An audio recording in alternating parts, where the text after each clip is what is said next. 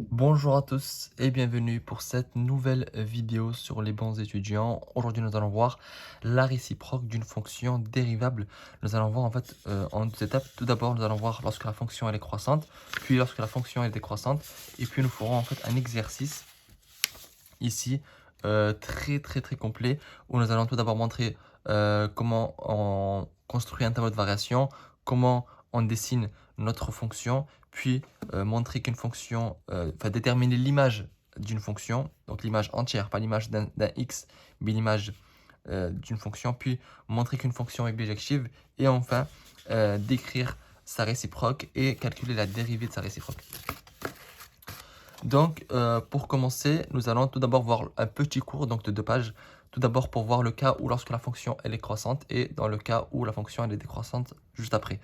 Donc, on nous dit soit i à l'intervalle donc AB à l'intervalle de R, sachant que A en fait soit c'est un réel soit c'est moins l'infini et B appartient au réel ou B égale plus l'infini. C'est-à-dire en fait que notre intervalle peut prendre plusieurs formes, soit la forme par exemple ça peut être moins l'infini plus l'infini. Donc ça c'est le cas où en fait A c'est moins l'infini et B c'est moins l'infini. Ça peut être un nombre A et un nombre B. Ça peut être un nombre A et plus l'infini, un nombre B et moins l'infini, etc. Donc je pense que vous avez compris les différentes combinaisons possibles. Et là en fait on suppose que f, donc la fonction f, est dérivable sur i. Tel que en fait pour tout x appartenant à i, on a la dérivée qui est égale à, la dérivée de f, donc f' de x, qui est positive. Alors en fait, on sait déjà, si vous avez regardé la dernière vidéo dans la playlist mathématiques 1, on sait que lorsque la dérivée elle est positive, que la fonction f est strictement croissante. Donc grâce à la dérivée, j'en déduis ça.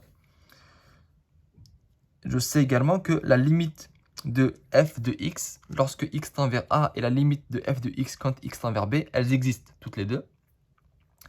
Et vu que f est strictement croissante, je sais également que la limite quand f de x, la limite de f de x quand x tend vers a est plus petite que la limite de f de x quand x tend vers b. Pourquoi? Parce que on a en fait une ligne, là on va dire que c'est b, là c'est a. La fonction elle est croissante. Donc je sais que la limite ici va être plus petite que la limite ici. D'accord? Tout simplement. L'image de l'intervalle i, donc de celui-ci par f, et l'intervalle lm. Tout simplement, en fait, on dit, c'est en mathématiques, à la base, la fonction, elle était dérivée, elle était définie sur ça, et son image, en fait, c'est deux limites. C'est-à-dire, le y, en fait, si, on va dire que ici c'est y, il est compris, en fait, entre cette limite-là et cette limite-là. Donc, l'image de la fonction f, c'est l'intervalle lm. Sachant que ici, c'est L, ici, c'est M. Et en fait, ça renvoie à là, et là, ça à là. D'accord? Donc, c'est compris entre... Ça, c'est l'image de la fonction f. C'est l'intervalle, en fait. Et l'application f, donc la fonction qui va de l'intervalle a à b vers l'intervalle lm. Donc ça, en fait, on a réécrit la fonction. Tout simplement, au début, on disait que c'était vers les réels. Maintenant, on sait sur quel intervalle elle va être l'image. Et bijective. Donc, on montrera pourquoi on dit qu'elle est bijective. Je vous montrerai en plein exercice. Vous allez voir, c'est pas très compliqué. Et sa réciproque, on va la noter G. Cette fois-ci, sa réciproque, en fait, elle part de son ensemble d'arrivée à l'ensemble de départ. Donc, elle va de LM à AB. Et on montrera également comment on trouve justement l'équation de sa réciproque. Et sa dérivée, donc G' de x, c'est 1 divisé par f' de G de x. Maintenant, dans le cas où c'est décroissant, donc j'ai déjà préparé un dessin. Fonction décroissante, donc, qui est définie sur l'intervalle AB.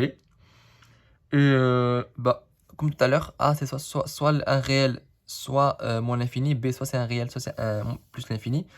Donc là, vous pouvez croiser les différentes combinaisons en fait. Soit c'est réel et B plus l'infini, soit c'est réel et B c'est un réel, etc. Donc vous avez plusieurs combinaisons possibles. Et cette fois-ci, vu que la fonction elle est décroissante, donc sa dérivée elle est négative. Donc f est décroissante.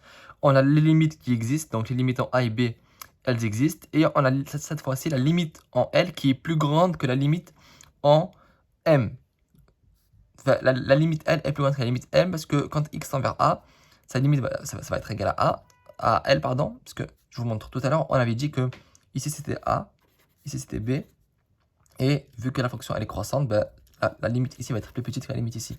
Là c'est l'inverse, on vous dit que la fonction elle est décroissante, donc la limite ici va être plus grande que la limite qui va être ici. D'accord? C'est pour ça qu'on vous a mis ça. L'image de l'intervalle I par F et l'intervalle ML. Donc cette fois-ci, comme tout à l'heure, on veut calculer l'image entière de la fonction. Donc dans quel intervalle vont se situer les images de x? Et bien, ce sera dans l'intervalle tout simplement ML. Et pourquoi on ne dit pas LM alors que tout à l'heure on disait LM? Parce que tout à l'heure, L il était en bas, M il était en haut. Là, en fait, dans un intervalle, on met toujours le plus petit à gauche. Ben là, en fait, le plus petit tout à l'heure c'était L et M, donc on mettait l'intervalle LM. Mais là, cette fois-ci, le plus petit ça va être M et le plus grand ça va être L. Donc on met ML. Donc l'application F qui au début partait de A vers B, enfin partait de A, B vers ML, donc son image, et maintenant est bijective. Ça également, je vous ai dit qu'on montrera comment on montre qu'elle est bijective. Et sa réciproque, donc G, elle par contre, elle va de ML vers AB. Et elle est dérivable, et on a sa dérivée qui est égale à G' de X, qui est 1 divisé par F' de G de X. Donc là, hop là, les faits se sont mélangés, donc ça va là, et ça va là. Donc, on a un exercice pour mettre tout ça en application, puisque je peux comprendre que parfois, en ayant le cours, etc., c'est pas très clair et c'est trop abstrait. Le cours était très théorique, même si on a vu des exemples et des explications imagées. Maintenant, le but, c'est de mettre ça en application, et vous allez voir, en fait, l'exercice, il est fait en sorte de vraiment, comme la feuille de tout à l'heure, en fait, 1, 2, 3, 4, ce sera les mêmes étapes. D'abord, on montrera que f elle est soit croissante soit décroissante, on tracera son tableau de variation, on calculera les limites, on trouvera l'image de la fonction, etc. Donc pareil. Donc dans la première question, je vais d'abord vous lire les questions, puis on fera ça ensemble. Donc la première question, ça sera de calculer la dérivée de f, puis de dresser son tableau de variation. D'accord? Puis deuxième question que j'ai rapidement fait, mais c'est pas très compliqué en fait, c'est juste de tracer en fait la courbe de la fonction f, donc je me doute que vous savez faire ça.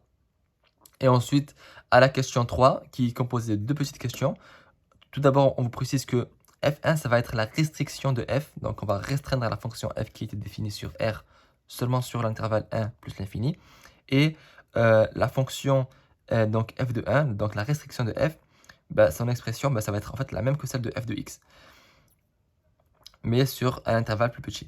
Et ensuite, on va demander de déterminer l'image J de F1. Donc, on va calculer l'image de F1, l'image générale. Donc, comme tout à l'heure, c'était ML. Là, on va voir c'est quoi, grâce aux limites. Et ensuite, la question B, ça va être de montrer que F1 est une bijection de 1 plus l'infini sur J et d'écrire explicitement G1. Donc là, on vous demande tout simplement de donner l'expression de sa réciproque, et puis ensuite de la dérivée. Et donc, on va vérifier la formule de tout à l'heure. Donc, première question très rapide, on vous demande de dériver la fonction f de x, donc qui est égale à moins x au carré plus 2x plus 1. Quand on la dérive, bah, ça va être égal à quoi? Bah, tout simplement moins 2x plus 2, puisque le 2 passe devant, donc ça fait moins 2x, et la dérivée de 2x, c'est 2. Donc, on a f' de x égale à 2. Maintenant, le but, c'est de connaître le signe. Donc, on va étudier le signe de la dérivée pour savoir quand est-ce que la fonction f de x est croissante et quand est-ce qu'elle est décroissante. Donc, on dit que on va tout d'abord égaliser la dérivée à 0. Et ensuite, on va isoler le x pour savoir quand est-ce que la dérivée est égale à 0. Donc, on a moins 2x plus 2 égale à 0. Ensuite, le 2, on le passe à droite. Donc, ça fait moins 2x égale à moins 2. Et ensuite, le moins 2, on le passe à droite également. Donc, on a x égale à 1. Puisque moins 2 divisé par moins 2, ça fait 1.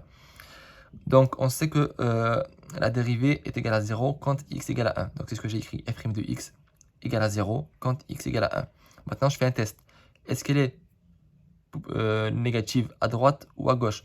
Donc, je prends un nombre qui est à droite de 1, par exemple 2. Je le remplace ici. Donc, moins 2 fois 2, ça fait moins 4. Plus 2, ça fait moins 2. Donc, quand x est plus grand que 1, la dérivée est négative. Maintenant, je vérifie quand même que ici, ça va être positif. Donc, je prends un nombre qui est inférieur à 1. Je prends par exemple 0. Moins 2 fois 0, ça fait 0. Plus 2, ça fait 2. Donc, la dérivée est positive. Grâce au signe de la dérivée, je peux en déduire que la fonction, elle est croissante sur l'intervalle moins l'infini 1 et décroissante sur l'intervalle 1 plus l'infini. Ensuite, je calcule l'image de 1. Donc, je remplace ici x par 1, comme je l'ai fait. Donc, moins 1 au carré plus 2 fois 1 plus 1. Et je trouve en fait que ma fonction, elle va être égale à 2 lorsque x égale à 1. Et je calcule les deux limites. Bon, vu que ici, c'est un moins qui est devant et que c'est la fonction avec le plus gros coefficient, donc les deux vont être égales à moins l'infini. Les limites, d'accord? Ensuite, à la question 2, on nous demande de tracer le graphe ou la courbe de f, c'est comme vous voulez. Moi, je l'ai fait rapidement, donc je sais qu'à 1, la fonction, elle va atteindre son sommet, en fait. Hop, je sais qu'à 1, c'est là où elle va tourner. Et je sais que l'image de 1, c'est 2. Donc, j'ai mis un point et après, j'ai fait hop. Mais bon, peut-être que la courbe, elle n'est pas exactement comme ça. Mais bon, ça, je pense que pour la représentation graphique, je vous fais confiance. Vous saurez le faire. Vous pouvez également vous aider en fait de votre calculatrice numérique programmable pour dessiner le graphe directement sur la calculatrice. Donc là, nous, on va passer aux questions un peu plus intéressantes. Donc à partir de la question 3, c'est là où, entre guillemets, on rentre dans le vif du sujet. Donc on vous dit dans la question 3, donc je vais la remettre ici, que F1, c'est la restriction de f sur l'intervalle 1 plus l'infini. D'accord? C'est-à-dire qu'on va s'intéresser seulement à l'intervalle ici. Et le 1, il est exclu. Ça veut dire que vraiment que ce côté droit. Et donc, on nous demande tout simplement de déterminer l'image de J de F1. Ben, c'est pour ça, en fait, vu qu'on a tracé le tableau de variation, ben, on va s'en servir pour déterminer ça. On sait que cette fonction-là va être décroissante, d'accord? Et son image, ça va être moins l'infini 2. Tout à l'heure, dans le cours, quand la fonction était décroissante, son image, ben, c'était sa limite, ml. Ici, en fait, la limite m, c'est quoi? Ben, c'est moins l'infini et L, c'est 2. D'accord? Puisqu'en fait, ici, c'est A. Ici, c'est B. Entre guillemets, d'accord? Pour vous remettre dans le contexte de la leçon. Donc, ici, quand on vous demande à la question 3 de déterminer l'image de J, l'image J de F1, donc l'image, en fait, on va l'appeler J, et c'est l'image de F1. Donc, l'image de F1, donc ici, on a la réponse. J, c'est en fait F1 de 1 plus l'infini, donc comme si on calculait f de x, mais là, en fait, x, c'est l'ensemble de l'intervalle. Et il va être égal à quoi? Ben, moins l'infini 2, parce que c'est sa limite. C'est limite en B, c'est moins l'infini, et en A, c'est 2. Et donc, je vous ai rappelé quand même que f1, en fait, c'était la fonction qui partait de 1 plus l'infini. C'est pour ça qu'on met f de 1 plus l'infini vers la réelle.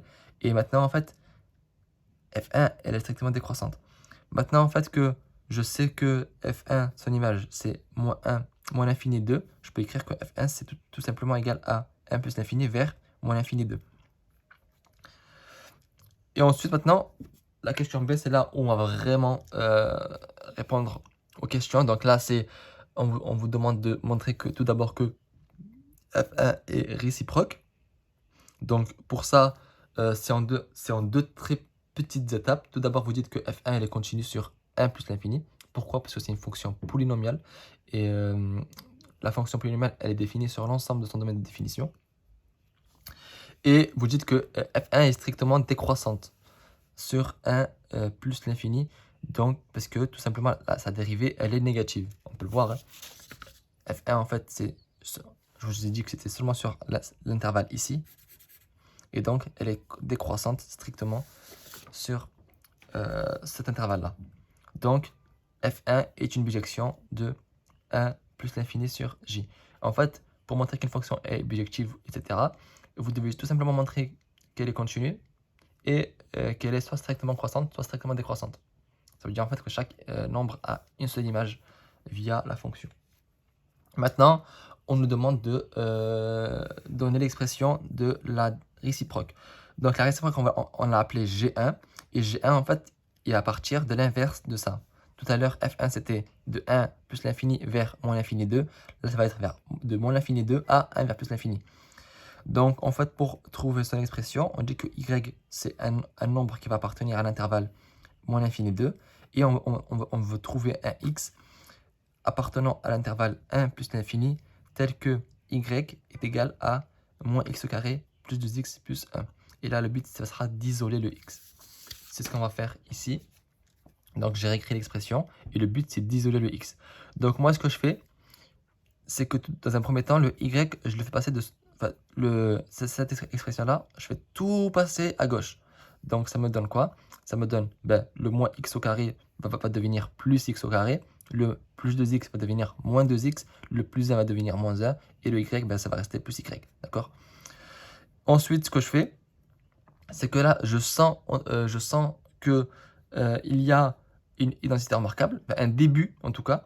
Donc là, on le voit en fait, c'est a au carré moins 2 fois ab, mais à la fin, ça ne correspond pas. Donc en fait, ce que je fais, c'est que tout d'abord, je dis que c'est x moins 1 au carré. Donc ça, c'est mon identité remarquable. J'arrive à la repérer en fait. Et vu que j'aurai un... Parce que là, si je fais x moins 1 au carré, c'est égal à a carré moins 2ab, donc moins 2, donc 2 fois a, 2x fois b. Donc j'ai moins 2x plus b carré, donc plus 1. Mais moi j'ai pas en fait plus 1, d'accord? Donc ce que je vais faire, c'est que ce plus 1, je vais mettre moins 1. Donc je vais faire ça, moins 1. Mais ça en fait, c'est ça. Donc c'est pour ça que j'ai mis x moins 1 au carré, moins 1 pour compenser le fait qu'il y ait un plus 1.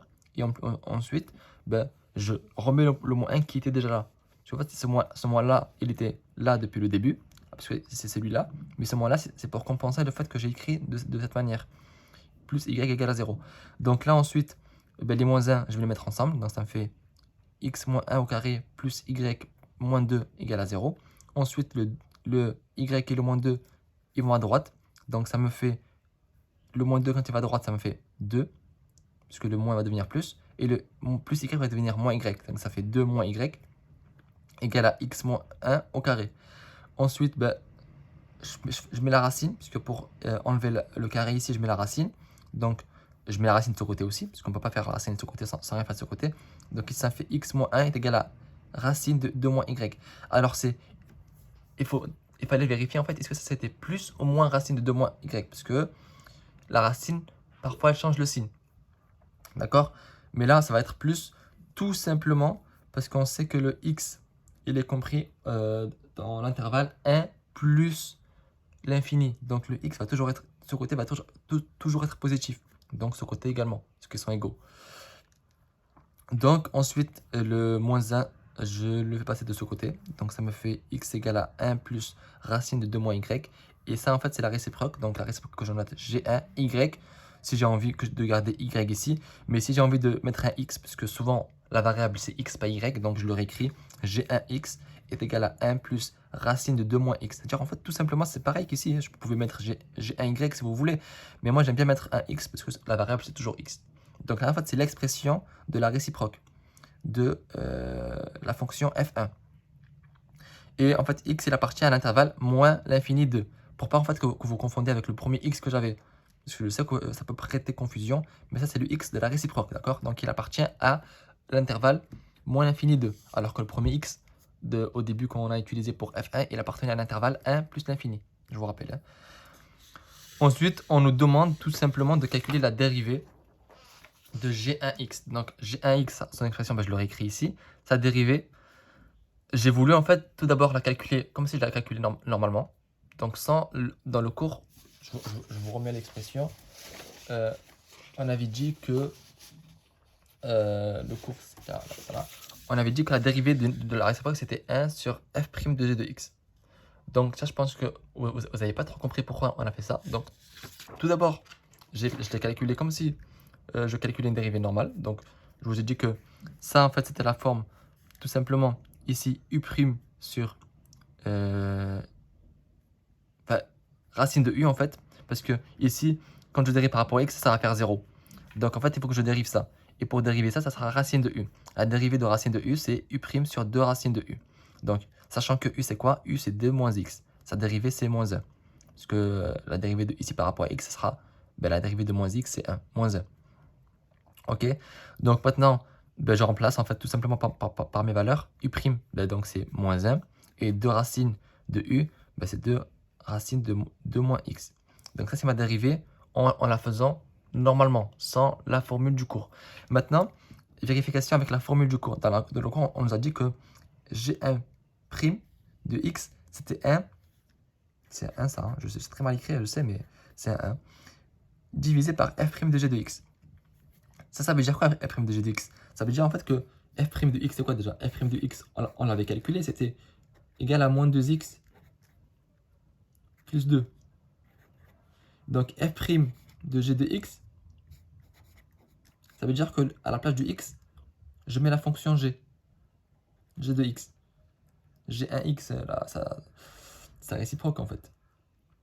De facteur de, je rentre la fonction g à l'intérieur. Donc ça fait 1 plus 2 moins x sous la racine plus 2. C'est ce que j'ai fait ici en fait.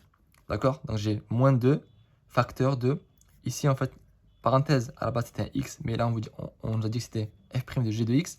Donc je remplace x par g de x, qui est 1 plus racine de 2 moins x plus 2. Ensuite je développe. Donc quand je développe, ça me fait quoi? Ça me fait moins 2 fois 1, ça me fait moins 2. Moins 2 fois racine de 2 moins x, donc ça fait moins 2 fois racine de 2 moins x, plus 2. Donc le moins 2 et le plus 2, ils s'annulent. Il me reste quoi? Il me reste 1 divisé par moins 2 racine de 2 moins x. Là, vous pouvez voir en fait que c'est la même expression, sauf que le moins il est en haut, là il est en bas, mais à la fin, de toute façon, le moins, on le mettra ici. Là, on l'efface. Pareil, ici, le moins va aller devant. Là, on l'efface. Vous pouvez voir en fait qu'on trouve le même résultat. Donc la fonction du cours, elle est bien vraie. Bon, dans ce cas-là, en fait, va aller mieux en fait le faire directement avec ça. Mais quand on a affaire à des fonctions réciproques complexes, il vaut mieux utiliser cette formule-là. Comme vous pouvez voir, c'est juste du calcul. On ne dérive plus en fait. On met 1 divisé par f' de g de x. Tout simplement. Donc cette vidéo, elle est très longue. J'espère qu'elle vous a aidé à comprendre comment on trouvait la fonction réciproque d'une fonction dérivable. Je vous remercie d'avoir regardé cette vidéo jusqu'à la fin. Je vous rappelle également que si vous êtes encore là, qu'il y a encore en description plusieurs liens, plusieurs bons plans pour que vous, en tant qu'étudiant, vous puissiez gagner de l'argent. Il y a 2 liens qui vous permettent de gagner, de travailler en ligne et de gagner de l'argent. Et un 3e lien, le lien d'une application qui vous permet de récupérer une partie de l'argent que vous dépensez en ligne. Je vous remercie d'avoir regardé cette vidéo jusqu'à la fin et je vous dis à très bientôt pour une nouvelle vidéo sur les bons étudiants.